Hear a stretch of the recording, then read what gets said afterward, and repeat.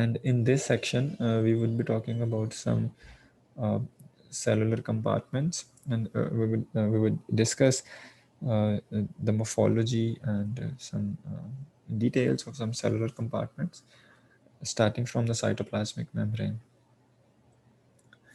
Cytoplasmic membrane, that is the boundary of the cells.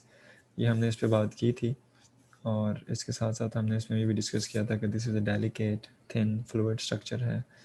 इसमें proteins embedded होती हैं, and there are special gates which may be opened to enter the nutrients and some waste materials. These embedded proteins, they may be they may act as a sensors of environmental conditions. For example, they may sense the temperature, they may sense the pH levels, they may sense some other physical or environmental conditions.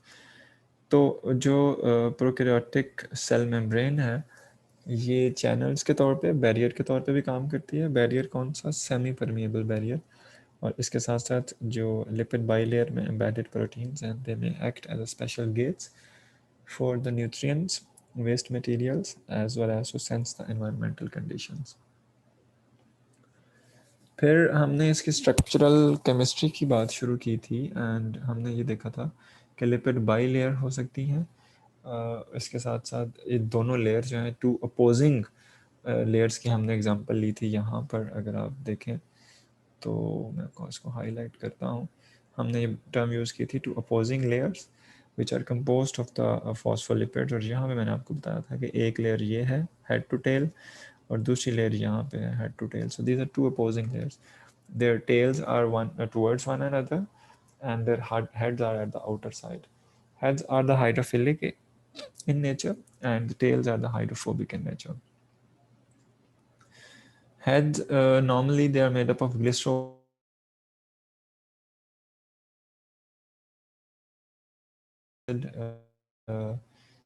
chains हैं, ये बनाती हैं हमारे पास जो tell है, जो tell की दो थ्रेड्स हैं, these are actually the two fatty acid chains. अच्छा, अब जो आज हम जहाँ से लेक्चर स्टार्ट करने लगे हैं, this is actually the more detail of the cytoplasmic membrane.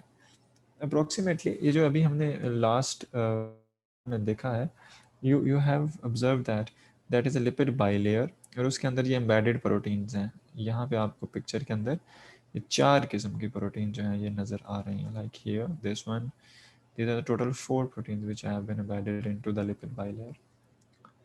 The number of proteins that is that that varies, and sometimes that is very high. For example, अगर हम E. coli की बात करते हैं, E. coli is the simplest strain, simplest microorganism, or this is the most studied microorganism. E. coli में हमें approximately 200 types की protein जो हैं वो मिलती हैं, which are embedded into the lipid bilayer. It means that E. coli के example में अगर हम देखते हैं, तो we can have an idea that E. coli is enriched in sense of its gates. अगर जितनी ज़्यादा टाइप्स के प्रोटीन्स होंगे, इसका मतलब क्या है कि उतनी ज़्यादा टाइप्स के गेटेड चैनल्स मौजूद हैं, जो कि न्यूट्रिएंट अपटेक को और वेस्ट मटेरियल एक्सक्रीशन को पॉसिबल बनाएंगे. अब इन 200 प्रोटीन्स में से बहुत सारी प्रोटीन्स जो हैं एज ए गेट्स और एज ए चैनल्स काम कर रहे हैं, और कुछ प्रोटीन्स ऐसी हैं जो कि एज ए रिसेप्टर काम कर रही होंगी. रिसेप्टर प्रोटीन्स का क्या काम है? They are there to receive the signals. What are these kind of signals? These signals may be of the signals from the surroundings, signals from the closely existing microorganisms, and these signals helps the proteins to sense the environmental conditions. So the proteins which are present in the lipid bilayer, they may act as receptors, and in the form of receptors they may receive the signals from the surroundings, और surrounding से signal receive होंगे. Temperature ज़्यादा है, कम है, normal है, pH की क्या situation है, न्यूट्रिएंट्स अवेलेबल है नहीं है, and some other signals. And according to the signals received, these proteins will help the E. coli or the strain to adjust itself according to the environment.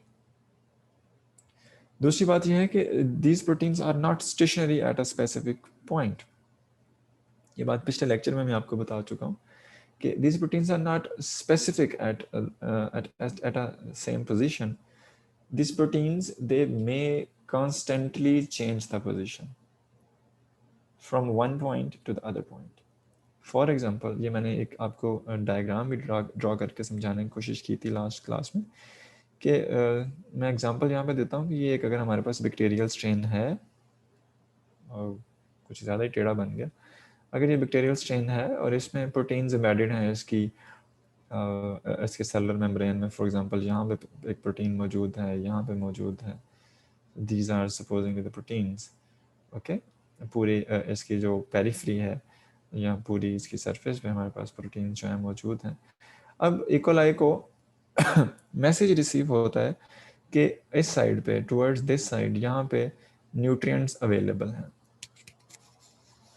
अब क्या होगा कि जो बाकी साइड्स पे ये मौजूद प्रोटीन्स हैं, these are not static, that proteins will move and they will come towards the site where the nutrients are present, यहाँ पे आ जाएंगी।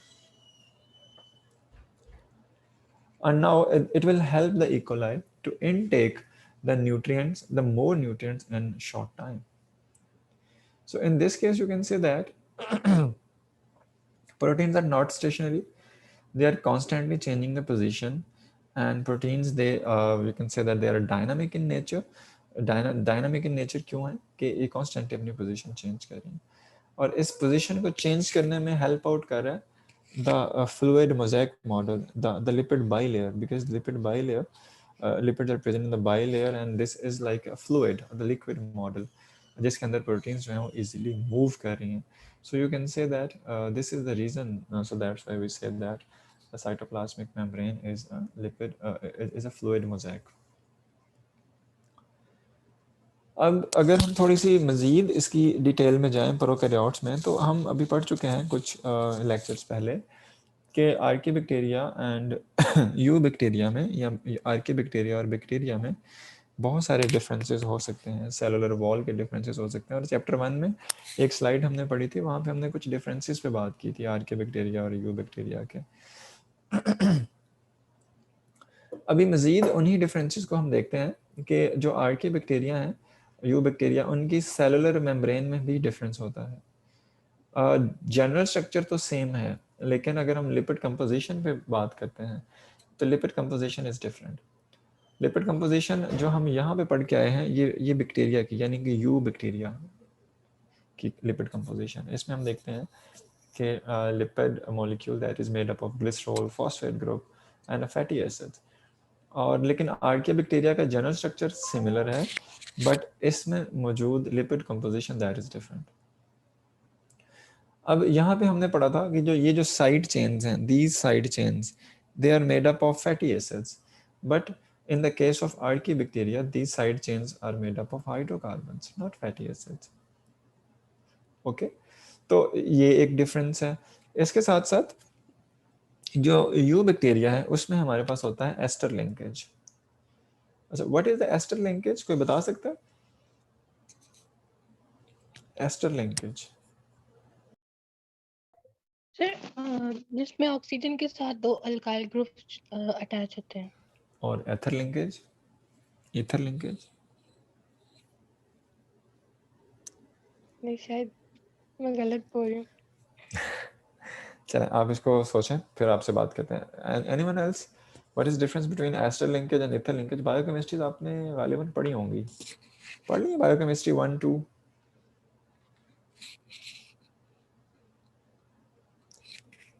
Khawateen and Hazrat, I have a question for you.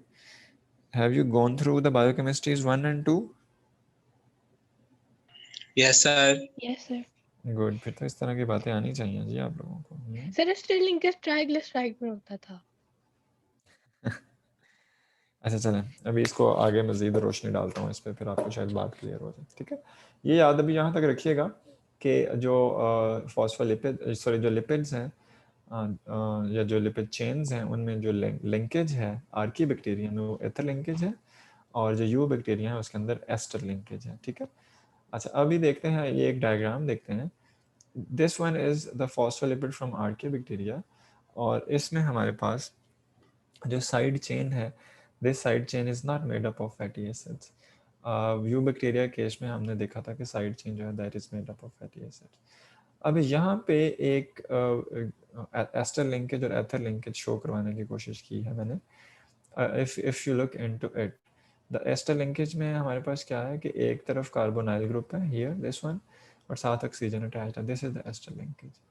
लेकिन ether linkage is different, this is the linkage of the linkage of the carbon with the oxygen, and towards this carbon there is no carbonyl group attached. So this is the difference between ether linkage and ester. तो Archie bacteria में एथर linkage होता है और you bacteria में ester linkage होता है, ठीक है। एंड इसके साथ साथ अगर हम इसको ज़रा जनरल व्यू में देखें, फॉर एग्जांपल अगर मैं इसको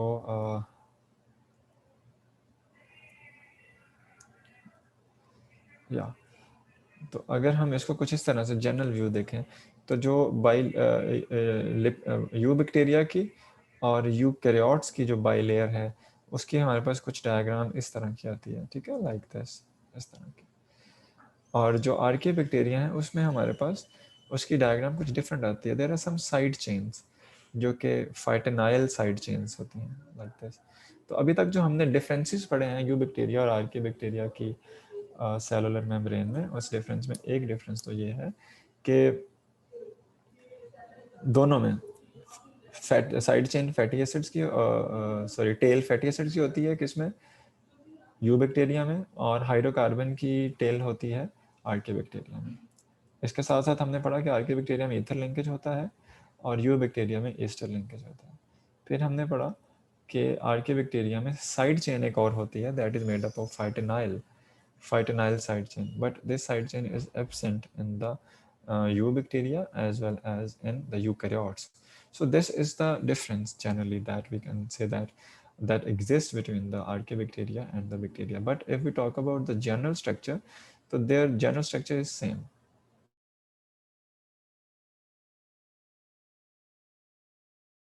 We can have the difference and we can easily estimate the difference among different components of the cellular membrane. यहाँ तक कोई क्वेश्चन तो नहीं है? No sir. चलो ठीक है। अब थोड़ा इसके फंक्शन पे बात करने लगे हैं कि बैक्टीरिया साइटोप्लाज्मिक मेम्ब्रेन क्या रोल प्ले करती है और ये किस तरह से बैक्टीरियल सेल को हेल्प करती है to grow into different conditions. So अगर हम बात करते हैं साइटोप्लाज्मिक मेम्ब्रेन की, तो साइटोप्लाज्मिक मेम्ब्रेन में हमारे पास जो डिफरेंट रोल्स हैं, अगर हम उनको लिस्ट करें, तो साइटोप्लाज्मिक मेम्ब्रेन दैट में involve in the permeability of different components and how it allows the different components to pass through the membrane via different mechanisms. एक mechanism है simple diffusion, दूसरा है facilitated diffusion, तीसरा है active transport, और चौथा है secretion या the involvement of the proteins and some other mechanisms. Simple diffusion की जब हम बात करते हैं तो सिंपल डिफ्यूजन केस में you know that in the simple diffusions molecules they move from a higher concentration gradient to the lower concentration, and in that case if the water concentration is higher outside the cell, water will move from outer to the inner cell, and if the gases and the carbon dioxide is in the higher concentration in the inner of the cell, it can easily move to the outer side. So there are certain molecules that normally that can pass through the cytoplasmic membrane via the process of the simple diffusion, and these molecules that may be water, have some gases. This may include oxygen and the carbon dioxide. So these are the two specific gases which may be moved out or in to the cell via the process of the simple diffusion. Along with the simple diffusion facilitated molecules, some hydrophobic molecules may also be involved that have tendency to move across the cytoplasmic membrane by using the simple diffusion method. And simple diffusion method जो है, this is across the concentration gradient from higher concentration of components to the lower concentration. यहाँ पे एक खूबसूरत बात और भी है कि हमने चूँकि पढ़ा है कि water moves across the membrane via the simple diffusion. And you know that water has ability to exert the pressure on the cell wall and on the cellular membrane. So the pressure that has been exerted or created by the water molecules on the cell, that is termed as osmotic pressure. तो cell की integrity, because the prokaryotic cell or bacterial cell, it does not have some bones, and it does not have some structural strengths. So sometimes the cellular integrity, it may be encouraged and it may be maintained by the osmotic pressure. And where the atmospheric pressure created, osmotic pressure, not atmospheric, osmotic pressure. Osmotic pressure may be exerted by the water molecules. So you know that water molecules moves from the higher concentration to lower concentration. If the water is present in the high concentration in the outside of the cell, water will move from outside to the inside. And अब यहाँ पे अगर आप देखते हैं कुछ situations, हम अक्सर पढ़ते हैं the hypotonic solution, the hypertonic solution, the isotonic solution etcetera. थोड़ी सी उसकी डिटेल पे भी बात करते हैं।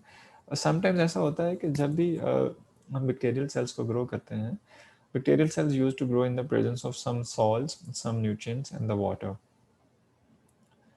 अगर तो मीडियम में, जिस मीडियम में सेल ग्रो हो रहा है, उस मीडियम में न्यूट्रिएंट्स या सॉल्ट्स ज़्यादा हैं मीडियम में, तो इसका मतलब है कि सेल की इनर साइड पे वाटर कंसंट्रेशन ज़्यादा होगी, क्योंकि न्यूट्रिएंट कंसंट्रेशन सेल के अंदर कम है। अब मैं अपनी बात को रिपीट करता हूँ, ज़रा गौर से सुनिएगा। If the microbial cells they are being grown into the medium, और मीडियम में न्यूट्रिएंट्स ज़्यादा हैं या सॉल्ट कंसंट्रेशन ज़्यादा है, तो इट मीन्स कि सेल के अंदर सॉल्ट कंसंट्रेशन कम होगी। अगर सेल के अंदर सॉल्ट कंसंट्रेशन कम है, तो अल्टीमेटली वाटर कंसंट्रेशन ज़्यादा कंसिडर की जाएगी। अब बाहर सॉल्ट कंसंट्रेशन ज़्यादा है, इसका मतलब है वाटर कंसंट्रेशन कम होगी। तो now in that case water will move out of the cell. ये इस एग्जांपल में अगर आप देखते हैं, अगर बाहर जहाँ पे बैक्टीरियल सेल ग्रो कर रहा है, उसमें अगर सॉल्ट कंसंट्रेशन ज़्यादा है, तो water will move out of the cell. और वाटर के मूव होने की वजह से जो सेल का साइटोप्लाज्म है या सेलुलर मेम्ब्रेन है, दैट विल श्रिंक। अब यहाँ पे ये एक बाउंड्री दिखाई है, this boundary is the cellular wall. Bacterial cell wall is made up of peptidoglycan and this peptidoglycan is actually a very rigid cell wall. And अब cell wall मौजूद है जो कि श्रिंक नहीं होगी, लेकिन इनर साइड में जो सेलुलर मेम्ब्रेन है या जो साइटोप्लाज्म है, that will B shrinked. Shrink कैसे होगा कि वाटर मूव कर गया है आउटसाइड द सेल। क्यों मूव करेगा? आउटर सेल पे वाटर कंसंट्रेशन कम थी, सॉल्ट कंसंट्रेशन ज़्यादा थी। इसी तरह से अगर वाटर हमारे पास नॉर्मल कंडीशन में है और हमने इसको किसी ऐसे सेल अगर हमारे पास नॉर्मल कंडीशन में है और अगर हमने इसको किसी ऐसे इन्वायरमेंट में पुट कर दिया जिसमें वाटर कंसंट्रेशन ज़्यादा है, तो अब क्या होगा कि water will flow into the cell. When the water will flow into the cell, it will exert an osmotic pressure to the cellular wall. अब अगर सेलुलर वॉल बैक्टीरिया के अराउंड ना हो, तो ये ऑस्मोटिक प्रेशर जो है, it can burst the cell, क्योंकि सेलुलर मेम्ब्रेन जो है, it does not have ability to bear the pressure. So cytoplasmic membrane is there और ये वाटर निकल रहा है, वाटर ऐड हो रहा है, this is just due to the diffusion process. So simple diffusion हो रही है अक्रॉस द सेलुलर मेम्ब्रेन। और यहाँ पे सेलुलर मेम्ब्रेन का रोल ये है कि it is helping out to in the water and to excrete the water according to the concentrations in which cell is growing. यहाँ पे ये बिल्कुल एक स्ट्रक्चर जो दिखाई है, this is the lipid bilayer, जो सेलुलर मेम्ब्रेन के भी हम पीछे स्ट्रक्चर पढ़ के आए हैं, सिर्फ उसी को सिंपल दिखाया है। और इसमें दिखाया है कि अगर सेल की एक साइड, मेम्ब्रेन की एक साइड पे सोल्यूट मॉलिक्यूल यानी कि सॉल्ट कम है, दूसरी पे ज़्यादा है, तो वाटर जो है कम सॉल्ट से ज़्यादा सॉल्ट की तरफ मूव करेगा। ठीक है, तो this is actually the role of simple diffusion in the role of cytoplasm in the simple diffusion. और ये याद रखिएगा, सिंपल डिफ्यूजन के थ्रू थोड़े से मॉलिक्यूल्स हैं जो मूव करते हैं क्रॉस द सेलुलर मेम्ब्रेन, सारे मॉलिक्यूल्स मूव नहीं करते। Up to this point, if you guys have any question, you may ask.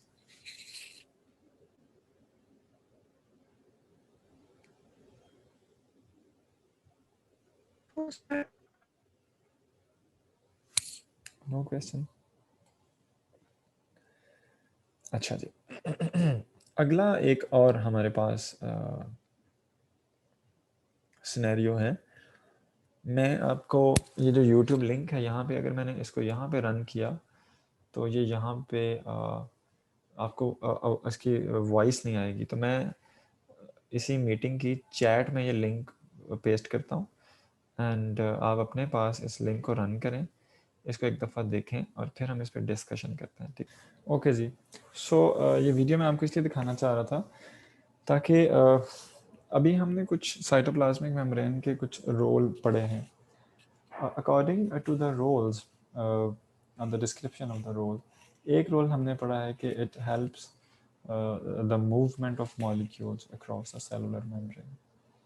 और मूवमेंट में हमने पढ़ा है कि वाटर मॉलिक्यूल हो सकते हैं, गैसेस हो सकती हैं, सम अदर हाइड्रोफोबिक मॉलिक्यूल हो सकते हैं। इसके साथ साथ the other major role of the cytoplasmic membrane is the energy transformation। ठीक है, अब एनर्जी ट्रांसफॉर्मेशन के पॉइंट ऑफ व्यू से थोड़ी सी ये बात को ज़रा समझिएगा कि whenever the bacterial cell it uses or it consumes the carbohydrates, after the consumption of the carbohydrates or the other energy containing components, it is required to convert this energy into the usable form। Usable form, ऐसी form जो कि जिसमें bacterial cell energy को use कर सके। For example you can say that the ATP और the NADPH2। अच्छा, अब इसके लिए साइटोप्लाज्मिक मेम्ब्रेन जो है वो अपना रोल प्ले करती है। साइटोप्लाज्मिक मेम्ब्रेन अपना रोल किस तरह से प्ले, हमने देखा है कि हमारे पास you are familiar with it के ग्लूकोज मॉलिक्यूल की ग्लाइकोलिसिस होती है। ग्लाइकोलिसिस होने के बाद TCA साइकिल चलता है, उसके बाद इलेक्ट्रॉन ट्रांसपोर्ट चेन होती है। ये यूकैरियोट्स की मैं बात कर रहा हूँ। और यूकैरियोट्स में हमारे पास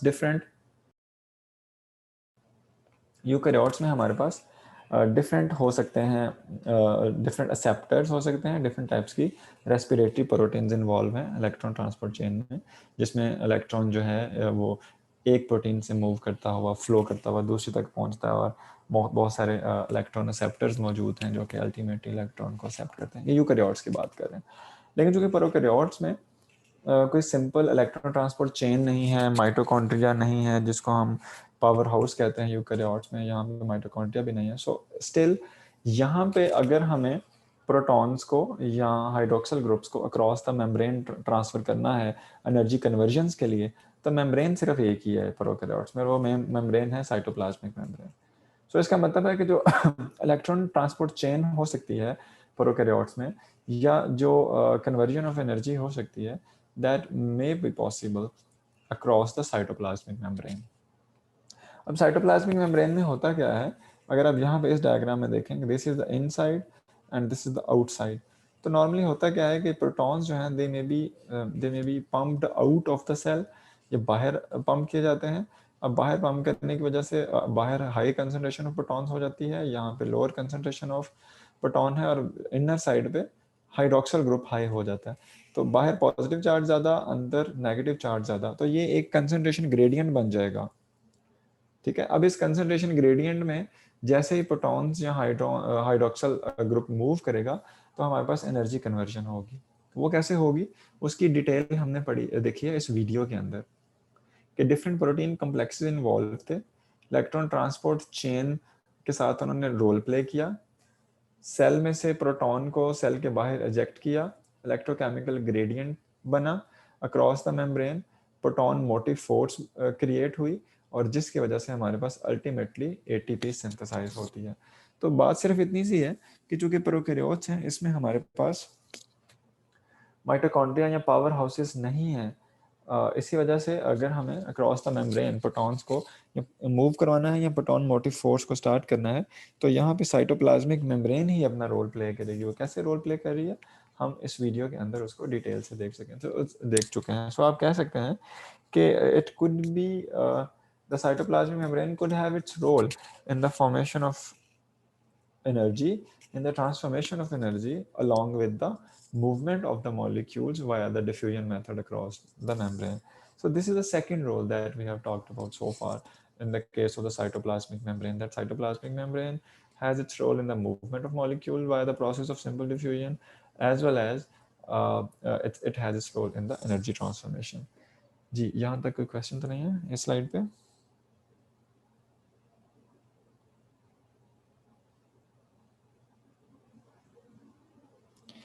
Any question?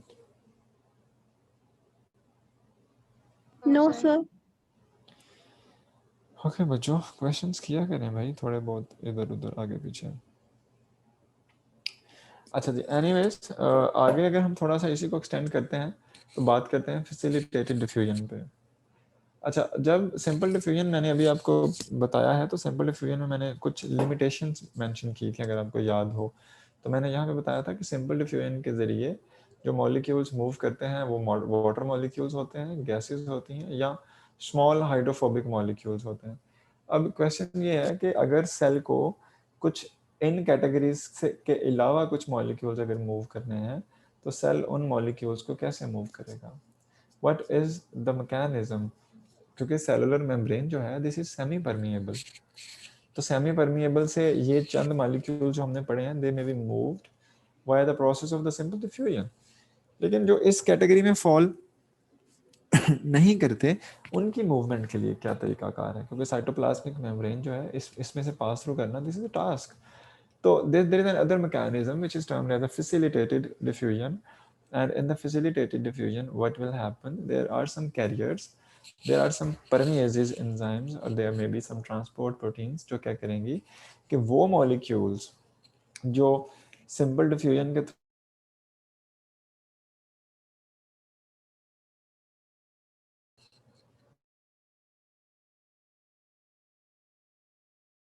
साइटोप्लाज्मिक मेम्ब्रेन उन ट्रांसपोर्ट प्रोटीन्स के साथ बाइंड करेंगे, और ट्रांसपोर्ट प्रोटीन्स क्या करेंगी कि वो कैरियर मॉलिक्यूल्स को और हमारे रिक्वायर्ड मॉलिक्यूल को सेल के बाहर या अंदर ट्रांसफर कर सकती हैं। ठीक है,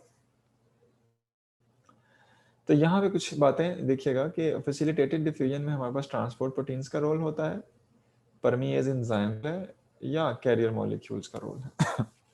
Now what will happen, the interaction between transport protein molecules that is highly specific. For example, अगर आपको मैं यहाँ पे कुछ ड्रॉ करके दिखाने की कोशिश कर सकूँ, for example if this is the cell, for example if this is the cell, और इस सेल में सेलुलर मेम्ब्रेन में हमारे पास ट्रांसपोर्ट मेम्ब्रेन मौजूद है या ट्रांसपोर्ट प्रोटीन मौजूद है। अब ये ट्रांसपोर्ट प्रोटीन यहाँ पे हमारे पास, मैं कहता हूँ कि suppose we have the molecule, ये येलो वाला मॉलिक्यूल है जिसने इसके थ्रू मूव करना है inside. Now this protein that is present as a transport protein in the cytoplasmic membrane. अब ये जो साइटोप्लाज्मिक मेम्ब्रेन में ट्रांसपोर्ट प्रोटीन है दिस इज वेरी स्पेसिफिक। हर प्रोटीन हर न्यूट्रिएंट के साथ या हर मॉलिक्यूल के साथ बाइंड नहीं करेगी। There are some specific proteins that will be bound with some specific molecules. तो ये facilitated diffusion तो है, definitely है, लेकिन ये बहुत specific है। किसी भी molecule को move in और move out करने के लिए specific protein transport systems मौजूद होंगे, which would helping the nutrient to move in or move out. अब इसमें और मज़े की बात यह है कि पहले कैरियर मॉलिक्यूल्स, ये अब न्यूट्रिएंट हमने, ये न्यूट्रिएंट था जिसको मैंने येलो की फॉर्म में यहाँ पे बनाया है। अब ये जो न्यूट्रिएंट है ये क्या करेगा कि this nutrient will bind with the carrier molecule, यहाँ पे कैरियर मॉलिक्यूल के साथ बाइंड करेगा, and now this carrier molecule that will allow or the protein gate that will allow this carrier molecule along with the targeted molecule to pass through it. अब ये जो protein है this is protein, मैंने बताया कि this protein is very specific, and the mode of action of this protein is that it would change the shape, the morphology of this carrier molecule. ठीक है, इस कैरियर मॉलिक्यूल की shape और या morphology को चेंज कर देगी ये प्रोटीन। सो आप कह सकते हैं कि सबसे पहले एक टारगेटेड मॉलिक्यूल है, चाहे वो न्यूट्रिएंट है चाहे वो कुछ भी ज़रूरी चीज़ है सेल के लिए, उसको सेल के अंदर एंटर करना है। पहले कैरियर मॉलिक्यूल अटैच करेगा उसके साथ, कैरियर मॉलिक्यूल और targeted molecule specific protein gate में से गुजरेंगे, and this protein gate that will be able to change the morphology and the shape of that molecule, of that carrier molecule. ठीक है? This is actually the method or the way to transport in the molecules which cannot be transported by using the simple diffusion method. अब जो facilitated diffusion है, इसको हम sometime passive transport भी कहते हैं. Passive transport means that the transport of molecules across the gradient, with the gradient from you can say that from high gradient to high concentration to lower concentration. तो जिस तरह से simple diffusion है, simple diffusion भी high concentration से lower concentration पे है, लेकिन सिंपल डिफ्यूजन में कोई ट्रांसपोर्ट प्रोटीन्स या कैरियर मॉलिक्यूल्स इन्वॉल्व नहीं है. फैसिलिटेटेड डिफ्यूजन है, इसमें मूवमेंट को फैसिलिटेट कर रही हैं ट्रांसपोर्ट प्रोटीन्स या कैरियर मॉलिक्यूल्स, और लेकिन हो ये भी ग्रेडियंट के साथ रही है, हायर कंसंट्रेशन से लोअर कंसंट्रेशन में ही मूव कर रही है, अक्रॉस द ग्रेडियंट मूव नहीं कर रही. ठीक है? तो फैसिलिटेटेड डिफ्यूजन का वे ऑफ मूवमेंट जो है, या हायर कंसंट्रेशन से लोअर कंसंट्रेशन, वो सिमिलर है जिस तरह से सिंपल डिफ्यूजन में है, लेकिन यहाँ पे चूंकि प्रोटीन्स मौजूद हैं विच आर फैसिलिटेटिंग, जो कि ट्रांसपोर्ट को फैसिलिटेट कर रही हैं.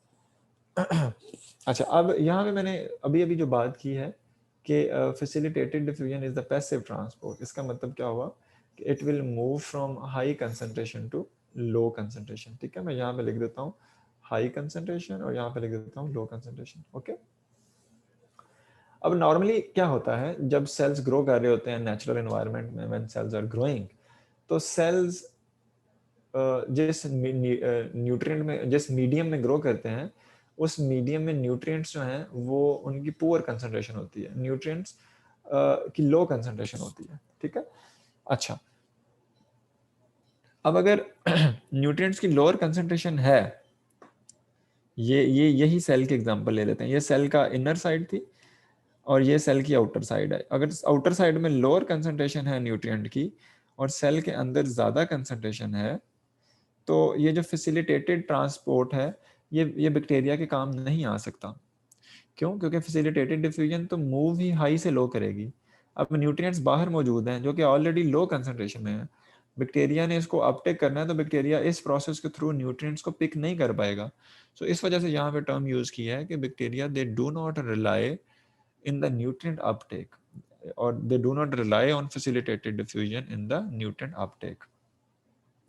क्यों? क्योंकि इसमें भी high concentration lower concentration movement है, और नेचुरली जो बैक्टीरिया हैं जब ग्रो करते हैं नॉर्मल एनवायरनमेंट के अंदर, तो ये लो कंसंट्रेशन होती है न्यूट्रिएंट की. इस वजह से न्यूट्रिएंट्स इस फैसिलिटेटेड डिफ्यूजन के थ्रू लोअर कंसंट्रेशन से हाई कंसंट्रेशन, यानी कि आउटर एनवायरनमेंट से इनर सेल में अपटेक नहीं किए जा सकते. ठीक है? This is the limitation, so that's why bacteria do not rely on this method to uptake the nutrients.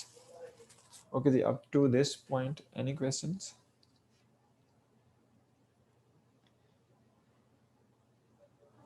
सब समझ में आ रहा है?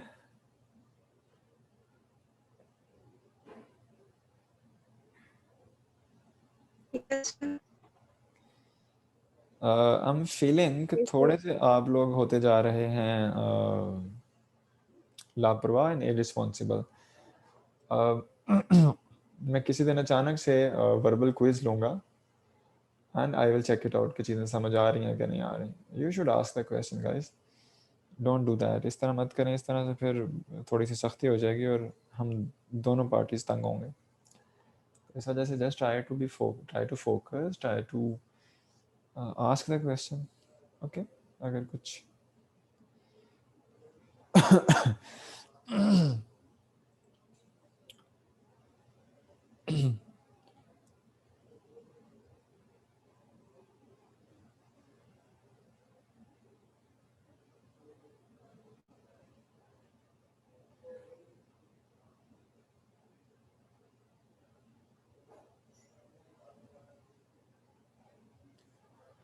ओके जी, अगर यहाँ तक कोई भी क्वेश्चन नहीं है तो हम आगे मूव करते हैं.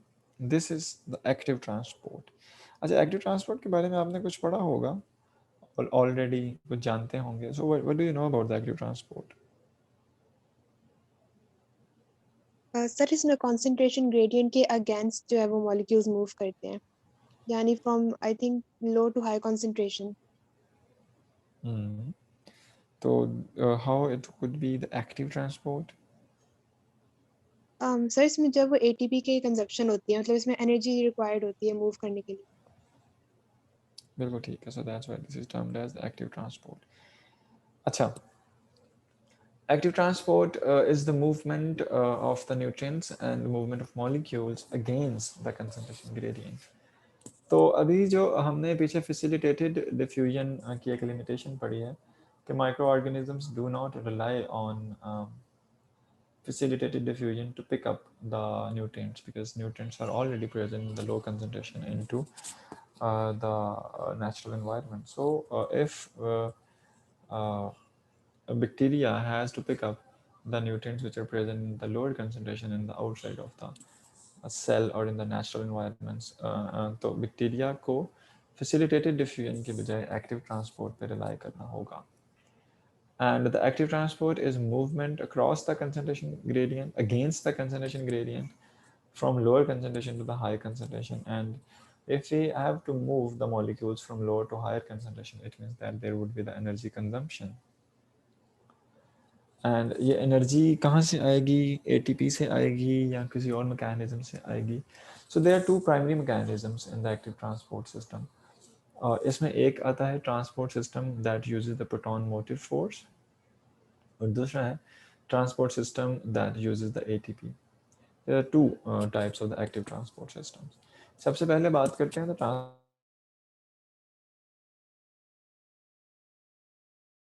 अभी जो हमने पीछे देखा है this one, इसे proton were pumped out and the inner side was with more negative charges and there was the generation of the proton motive force across the cellular membrane. ठीक है, इस cellular membrane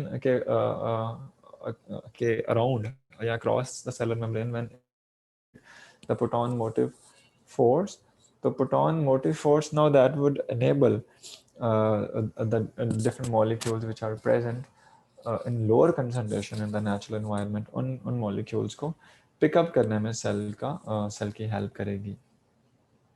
अब होगा क्या कि protons into the cell and simultaneously bring along the substance. अब इसी example की तरफ अगर हम जाते हैं यहाँ पर इस example में, तो protons बाहर मौजूद हैं, protons के साथ हमारे पास कुछ न्यूट्रिएंट्स भी मौजूद हैं. ठीक है, ये जो येलो या सॉरी जो ऑरेंज डॉट है, this is the proton and this purple square that is the indication of the nutrient. अब बाहर प्रोटॉन ज़्यादा थे हमने, क्योंकि प्रोटॉन मोटिव फोर्स जनरेट हो चुकी है सेलुलर मेम्ब्रेन के. अब होगा क्या कि these protons they would move across this membrane, इस प्रोटीन के थ्रू मूव करेंगे. इन प्रोटॉन के साथ ही न्यूट्रिएंट्स भी अटैच होकर मूव कर जाएंगे. So this is the way normally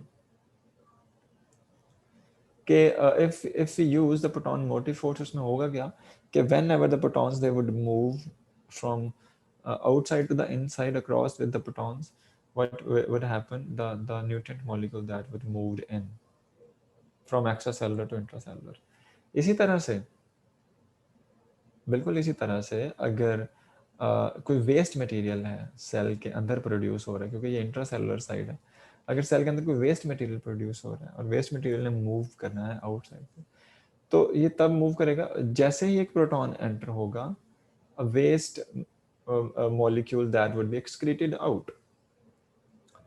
यहाँ पे अब मेरा आपसे एक सवाल है कि आप चार्ज वैल्यू के साथ इस न्यूट्रिएंट मूवमेंट को और वेस्ट मटेरियल को किस तरह से जस्टिफाई करेंगे? What do you think, what kind of charge could be on the waste molecule and what kind of charge could be present on the nutrient? ये याद रखिएगा कि न्यूट्रिएंट प्रोटॉन के साथ मूव कर रहा है क्रॉस द मेम्ब्रेन और प्रोटॉन पे पॉजिटिव चार्ज है, और ये waste material against proton move कर रहा है और प्रोटॉन पे भी यहाँ पे पॉजिटिव चार्ज है. तो क्या आप में से कोई मुझे ये बात बता सकता है कि what do you think what kind of charge is present on the waste molecule and what kind of charge that is present on the nutrient molecule.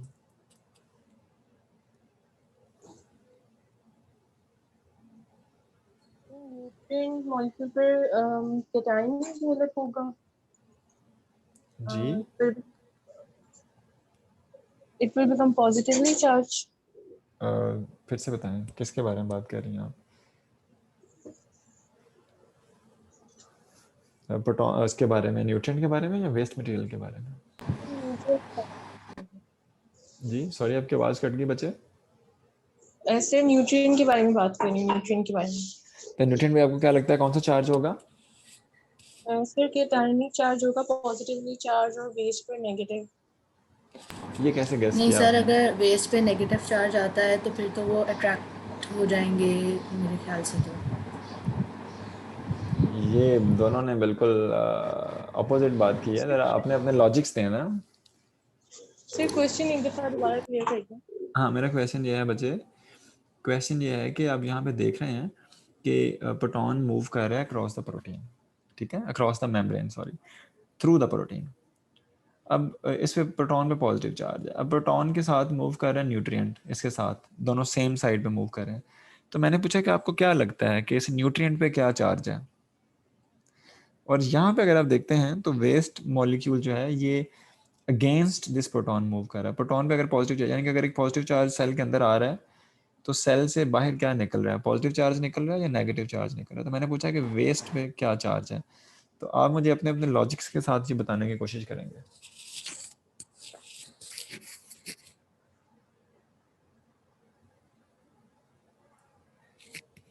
Think about it.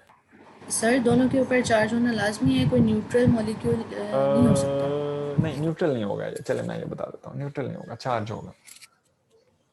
Sir positive charge होगा, दोनों पे। Cell हो जाएंगे तो फिर वो बाहर आ जाएगा। अच्छा एक काम करें, अब मेरा क्वेश्चन सबको समझ आ गया? क्वेश्चन किसी को समझ ना आया हो ये बताएं मुझे सिर्फ। अच्छा किसी को ऐसा, कोई ऐसा नहीं है जिसको क्वेश्चन समझ ना आया हो, सबको समझ आ गया, गुड। अब आप इस क्वेश्चन को अपने पास लिख लें, अगली वाली क्लास में इसको देख के आइएगा और मैं रैंडमली पूछूंगा, ठीक है? तो इसको जरा सर्च करके अपने लॉजिक्स के साथ बात करनी है। अगर आपको लगता है कि नेगेटिव चार्ज है तो क्यों है, अगर पॉजिटिव चार्ज है तो क्यों है, और सर हमने जी ट्रांसपोर्ट चेंज करना है, उसमें वो वाला फॉर्मूला इस पे अप्लाई होगा। बस आप थोड़ा सा ये क्लियर कर दें। हाँ वो भी अप्लाई हो सकता है, और या जो हमने एक ये डायग्राम देखी है ना अभी, इस डायग्राम को देखते हुए आप इसका लॉजिक ढूंढ सकते हैं, ठीक है? आप इसको ओके देखिएगा सर। जरा। अगली क्लास में इस पे डिस्कशन करेंगे, मैं आपसे पूछूंगा सबसे रैंडमली और देख के आइएगा, ठीक है? फिर हम इस पे फिर से एक दफ़ा डिस्कशन करने की कोशिश करेंगे। एनीवेज द नेक्स्ट वन, अच्छा जी इसको फिर मैं अगली इस पिक्चर को फिर अगली क्लास में आपके जवाब के बाद ही एक्सप्लेन करूंगा। एनीवेज आज जो अगला पढ़ने लगे हैं, this is the active transport system that uses the ATP। चूँकि अभी हमने पीछे एक्टिव ट्रांसपोर्ट की दो टाइप्स पढ़ी, एक जिसमें प्रोटॉन मोटिव फोर्स इस्तेमाल होती है जो अभी हम पढ़ के आए हैं, और दूसरा ऐसा transport system active transport system which uses the ATP। इसमें ATP जो है, the usage of ATP, and you know that ATP, that is a ready form of energy that is readily available for the cellular functions. How energy in the form of ATP that is involved in the uptake of the nutrients which are present in the low concentration on the outside of the cell. अब होगा यहाँ पे क्या कि normally here this is the protein channel या protein gate which is embedded in the lipid bilayer, और बाहर हमारे पास मौजूद हैं न्यूट्रिएंट्स। ये जो पर्पल स्क्वायर हैं, these are the examples of the nutrient. Now what will happen, binding proteins secrete की जाएंगी from the cell. The cell will secrete some binding proteins जिनको हम कहेंगे scavengers. These are the binding proteins, ठीक है? These binding proteins, they have tendency to bind with the nutrients here. They will scavenge, they will attach with the nutrients, and these binding proteins, they will move these nutrients out of the these protein gate, and this movement that require the energy, and this movement actually that will convert the ATP into ADP. Okay, so this protein movement and this protein channel that will be requiring, बस मैं class ले रहा हूँ अभी, okay? This this movement of protein across this movement of molecule and the scavenge protein across the protein or across the transport protein, that involves the ATP, and इस scavenger protein को shift करने के लिए या इस channel को या इस गेट को ओपन करने के लिए the what will we need the ATP, and ATP would be converted into ADP, and this energy would be required by this transport protein to transfer the binding protein along with the molecule across the membrane. So ये अभी तक transport protein हमने पढ़ी। इसके साथ साथ transport protein की एक और एग्जांपल भी है जिसको हम कहते हैं, सॉरी, द एक्टिव ट्रांसपोर्ट की एक और एग्जांपल भी है जिसको हम कहते हैं ग्रुप ट्रांसलोकेशन। ग्रुप ट्रांसलोकेशन में क्या होता है, मैं आपको अगर बता सकूं थोड़ा, यस, आपने ग्लाइकोलिसिस पढ़ी होगी बायोकेमिस्ट्री में। ग्लाइकोलिसिस स्टार्ट होती है ग्लूकोज से, उसका first step glucose, second step is the glucose 6 phosphate, यानी कि ग्लूकोज की फॉस्फोराइलेशन, ग्लूकोज इनटू G6P या glucose 6 phosphate. This is the first step of the glycolysis. अब हो क्या रहा है फर्स्ट स्टेप में, कि फर्स्ट स्टेप में हम ग्लूकोज मॉलिक्यूल के साथ एक फॉस्फेट ग्रुप अटैच कर रहे हैं, यानी कि ग्लूकोज था, फॉर एग्जांपल ग्लूकोज था, ग्लूकोज से वो बन गया ग्लूकोज 6 फॉस्फेट। हमने किया क्या कि ग्लूकोज के साथ एक फॉस्फेट यानी कि एक ग्रुप अटैच कर दिया, एक अदर मॉलिक्यूल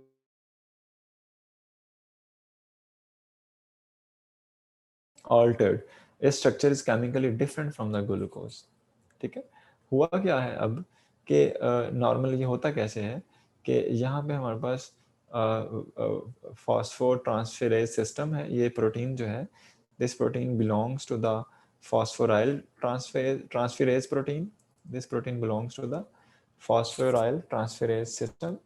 अब इसमें से जब ये न्यूट्रिएंट सपोजिंगली यहाँ पे ग्लूकोज है, ये न्यूट्रिएंट जब इसमें से पास करेगा तो इस न्यूट्रिएंट के साथ एक और ग्रुप अटैच कर दिया जाएगा। कौन सा? इस एग्जांपल में फॉस्फेट।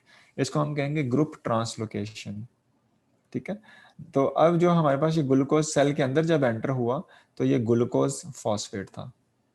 ओके, तो group translocation actually we are attaching और the cell is adding an extra molecule or the chemical along with the nutrient, and in this sense it is changing the chemical structure of the nutrient, and by changing the chemical structure the nutrient is being inserted into the cell. So this is called the group translocation. अब group translocation में हो क्या रहा है कि we have translocated a phosphate group along with the glucose, और glucose क्या है? This is the nutrient, और नॉर्मली हमने इसके साथ ग्लूकोज के साथ अटैच किया phosphate, it converted into glucose 6 phosphate, और हमारे पास ग्लूकोज है ट्रांसपोर्ट हो गया। इस सिस्टम को हम कहते हैं फॉस्फोट्रांसफेरेज सिस्टम, और ये प्रोटीन्स जो हैं they are actually the proteins of the phosphotransferase system, या PTS सिस्टम भी हम इसको कहते हैं। और ये प्रोटीन चूँकि यहाँ पे ग्लूकोज के लिए ट्रांसपोर्ट प्रोटीन का रोल प्ले कर रही है, it is transported the glucose from outside the cells to the inside, and normally it is happening here. So active transport में हमने डिस्कस किया the transport system that uses the proton motive force, and the transport system that uses the ATP, and the transport system which group translocate or which use the group translocation method। और group translocation में हमने पढ़ा है कि an other group that has been attached with the nutrient। ठीक है, और active transport में जो ये स्कैवेंजर और डिलीवरी का प्रोसेस है, इस केस में जो प्रोटीन्स इन्वॉल्व होती हैं they are the ABC transport system proteins. ठीक है, और ये ग्रुप ट्रांसलोकेशन के केस में जो प्रोटीन्स हो रही हैं इस्तेमाल, they are the PTS transport system proteins. ठीक है, PTS प्रोटीन्स या phosphotransferase system proteins. Got it? So this was about the role of the cytoplasmic membrane, how cytoplasmic membrane is playing different roles. हम बड़ा briefly पढ़ रहे हैं चीज़ों को क्योंकि हम इतनी डिटेल में शायद आप सेल बायोलॉजी के अंदर आई होप। अच्छा मुझे बताएं कि सेल बायोलॉजी के अंदर ये चीज़ें आपने पढ़ी हैं, ये ग्रुप ट्रांसलोकेशन और इस तरह की चीज़ें डिटेल के साथ? यस सर, हमने एक्चुअली गेट्स के थ्रू मॉलिक्यूल्स का जिनसे चार्ज मॉलिक्यूल्स का ट्रांसफर पढ़ा था और टाइप्स ऑफ प्रोटीन्स भी पढ़े थे जो उनको ट्रांसफर करवाते हैं। सही है, सही है। तो ये मैं सिर्फ आपको प्रोकैरियोटिक पॉइंट ऑफ व्यू से सिर्फ बता रहा हूँ कि how different transport systems they exist और they help the bacteria to shift, they help the bacteria to transport the nutrients which are present in the lower concentration outside the cell. And इसमें ABC transport systems हैं, PTS transport systems हैं, and we have talked about the cytoplasmic membrane. इसकी हमारे पास detail आज ख़त्म हो गई है, तो in the next class